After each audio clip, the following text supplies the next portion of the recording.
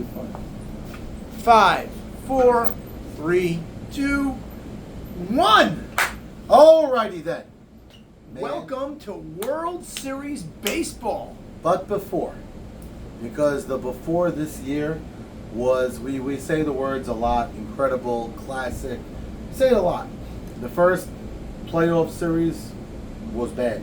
Well, the no. wild card game. We'll backtrack it. Before that, we had the walk-off by Hanks. That set off the postseason That was in nice. a really nice spot. Right, so we had a weird postseason situation this season that's happened in the major leagues a few times as well, where the stats do go to the regular season. Game 163 style. Right, so we had two of those. Awesome. Those was cool. Those were great. Then the wild card game itself happened. That was one to forget. And then first semifinal series, Game 1 was awesome. Fantastic. Game 2 one. was dreadful. Game 2 was not a great game. Truth is, it's funny, just to rewind to Game 2 a little bit, it should have and could have been 6-0 in the first, and it was only 4. So 2 plays at the plate. Yeah, Yehuda Fallis at second and third, nobody out, down 4-0, and got out of it. Yeah. And when that happened, after the whole mess, the weird call of interference in the third base line, which ironically we'll never know right or wrong, because if you look back at the highlights, Ray Estes' body, Carlo's body, and Yehuda Fallis' body was all shading that spot, so you can't even see the play. But well, still, they got out of 4-0. Should have been 6. I thought it was going to be a game, but the team let them down. Their infield defense, even from their all-stars on the infield, was not good. It was a little too shoddy. Yehuda Fallis worked too many deep counts, and then the Predators just let them have it. And the Predators earned their way into the ship, and they were awaiting the winner of the semifinal matchup between the IDF and Saras Gibez. And I know it was only a 2-game series and not a 3-game series, but those 2 games, equivalent to 3 games, the amount of innings they played, was probably, in recent memory, the most exciting, exhilarating semifinal matchup we've had in, I think, maybe in 5-6 years, maybe more. Somebody compared it to a series I was lucky to be part of in the YMSL, the TLM series. They played a 19-inning game and a 13-inning game, the Knights against TLM, and my team ended up on top. David Buka Cohen, ironically, was the one that said that. He ended up on top this time. But yeah, you rarely get games that are going 14 innings. And game 1, 6-3 lead, blown. I don't want to say blown. Yeah, I would say blown. That game 1, the Kibis. And the game-winning hit, that ground ball of A.B. Saka's foot. Ricky Rothstein. With the railroad got a big hit at the end of the day. That was the difference. They won 7-6, and it was a lot of fun. But again, it wasn't all-time classic. It was a lot of fun. It was a very good game. A.B. Saka, in a loss, pitched incredible. Really did. And Edmund Beda, we know he pitched really well. So that was a fun game, like you said. Very good. Happy to be part of. Good to be in the stands. Very happy to call that game. It was great. And then game 2 happened. And that, from inning 1 all the way through inning 14, was really good. Well, 13 innings, I'm sorry. It was really, really awesome. Really, really awesome, because it was 1-0, 1-1 till the 5th, I believe, right? The magnitude of the diving plays each and every time.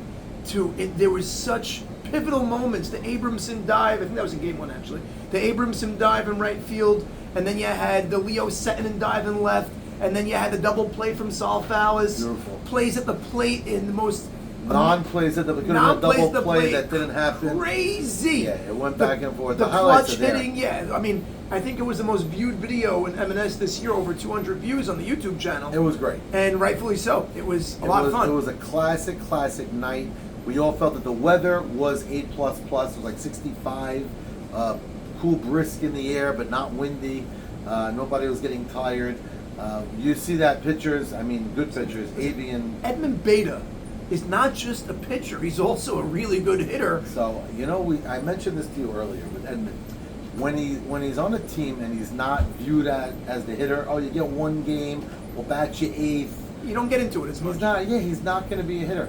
He's an athletic kid who's really fast. And one of the things we said about this team was the team might be a little light offensively. Well, they scooched Edmund in the 1 hole, and that enabled the lineup to get a little growth with Bernie and Buka in 3 and 4. Bernie Pindek, we said it before the year, I'll say it again now. He's an offensive force, and he's only getting better. And he is their bona fide bat that they need. And why better? Because he knows how to go the other way now. Right. Well, Like, well, take an outside pitch, he'll line it the other way. The difference in the game was not walking Bernie Pindeck 2 times. Yep. Should have been walked twice, not hindsight. Said on the sidelines, they talked about it. I guess they voted against it because he was the go-ahead runner, the winning run once. Look at their squad. Isaac Sassen's hitting. You have Buka's started to hit again, which is important. Their outfielder's dynamic.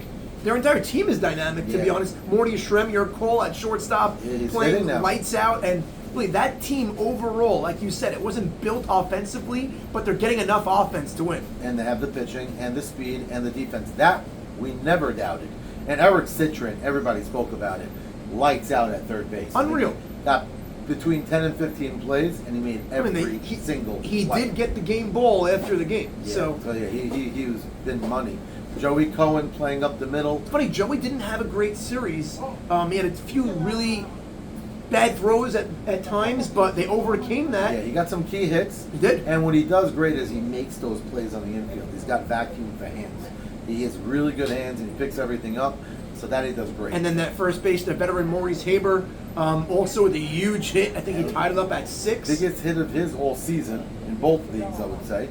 And maybe his biggest hit in the last couple of years. And he so coolly painted the lines. The chalk came up. It was so cool. Great. And the game was amazing. It was spectacular from start to finish. And it was one of those games, and it sounds so cliche, that when everyone walked away from it, they're like, you know what? We both gave it our all and tipped the cap to the opponent. They did, but they did do that. And they know they played well. And there was a complaint a little bit from Michael Solomon, who was in the booth with me, how the Kid Bears weren't loud enough in flipping out. Yeah, but that's Gabe. That was their team. Right. Yeah, Gabe drafted a team that was very by the book. Los also. He doesn't open his mouth. He went 5 for 5 with a walk. Wow. And a sac fly. And a sac fly. Los really, we speaking about how he's a good hitter, but he really turned into a real bat. And he's a sure-handed center fielder. So their guys did what they had to do. Sal Fallis was a mixed bag at the plate, but he was striking the ball hard again. And also, he played great defensively. Mo Shama, by the way, continued hitting. He did. They were the number 1 seed for a reason, as we say, but IDF did a great job. They got by. Now they face off against Saban's Predators in the World Series. A true battle it was. And yeah, now they're up there against Saban. And what I just can't get over the night. We said a lot of stuff that everybody's been saying, but I felt like we had to talk about it. No, for sure. It was just something that had to be discussed. Now let's look at Saban's squad, because we really got a chance to talk about them yet. Allie Marshall doing his thing at short. So the thing about their team is Allie too long in the tooth? Is he too old? But even if he is, he has 2 dynamic infielders surrounding him. You have Whamma up the middle and Barsano at third. Right. Barsano turned into an MVP candidate. He was that good this year. By the way, our third basemen in the league this year in general. Yeah, they've been awesome. Yeah, which think about the 3 names we just spoke about: Mo Shama, Eric Citrin, and Barsano. Yeah. Just like that. I mean, I'm forgetting Saban has Butchie on his team, not even playing third. Right. So now, we'll get to Butchie in a minute, but this team of Saban early in the year we thought would be one of those middle of the road teams, and we're not sure what they're going to do.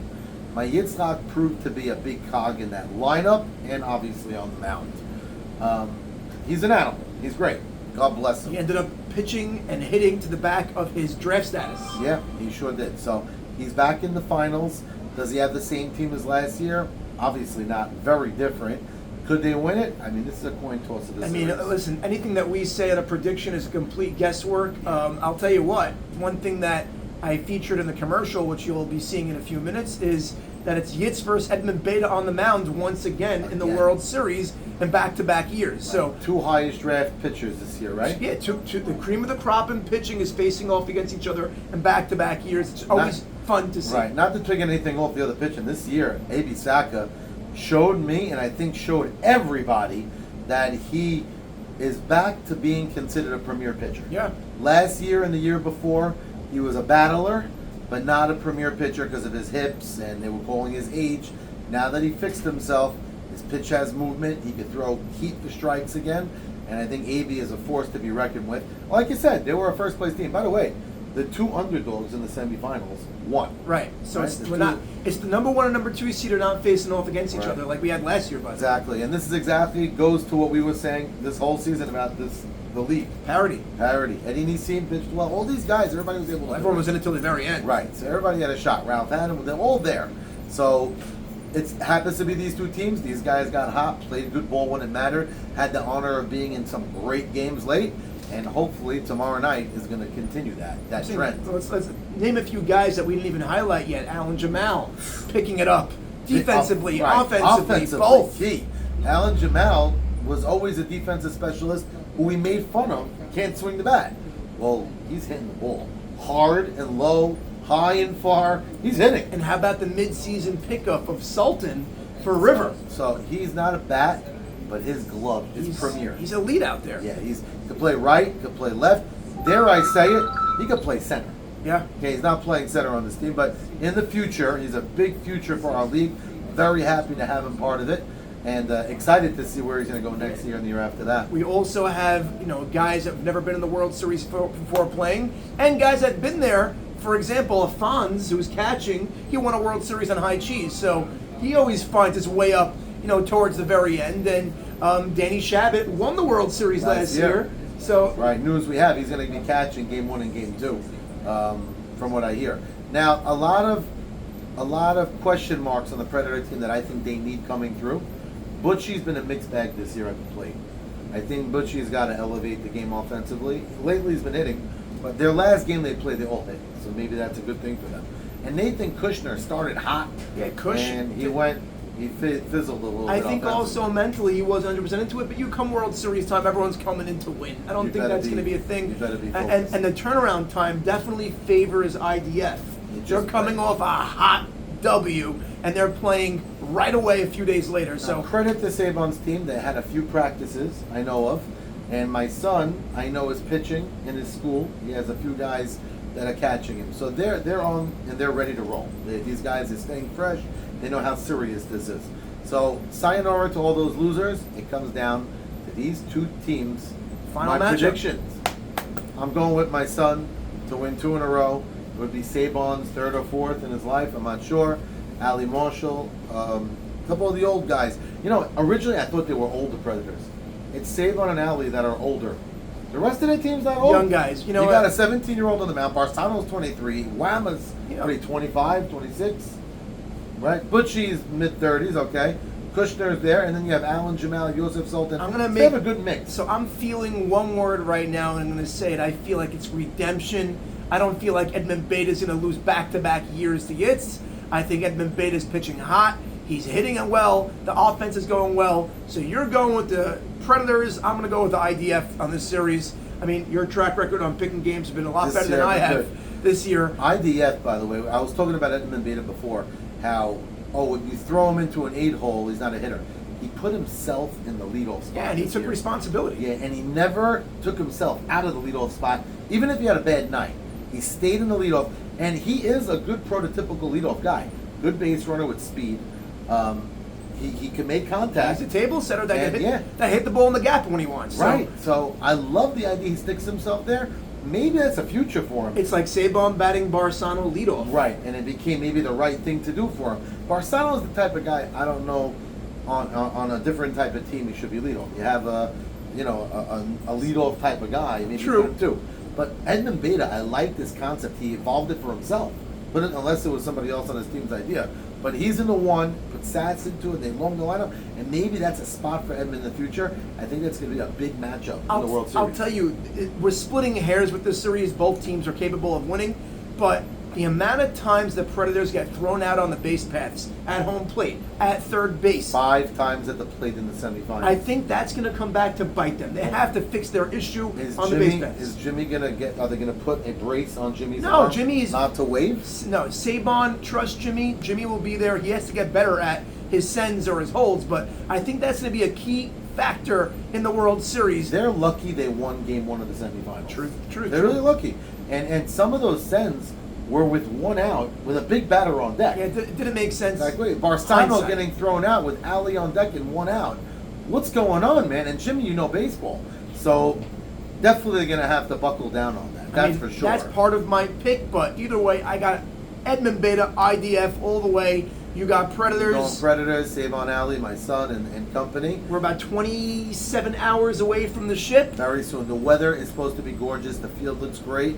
I cannot wait. I'm excited. Ready to announce those starting lineups. Can't wait. Ready to hear the national anthem. Ready to get the ball rolling. Some guys gave me their walk-up songs. We're going to work on that tomorrow. Let's rock. Let's roll. Let's get a winner. Cannot wait. So we combo both.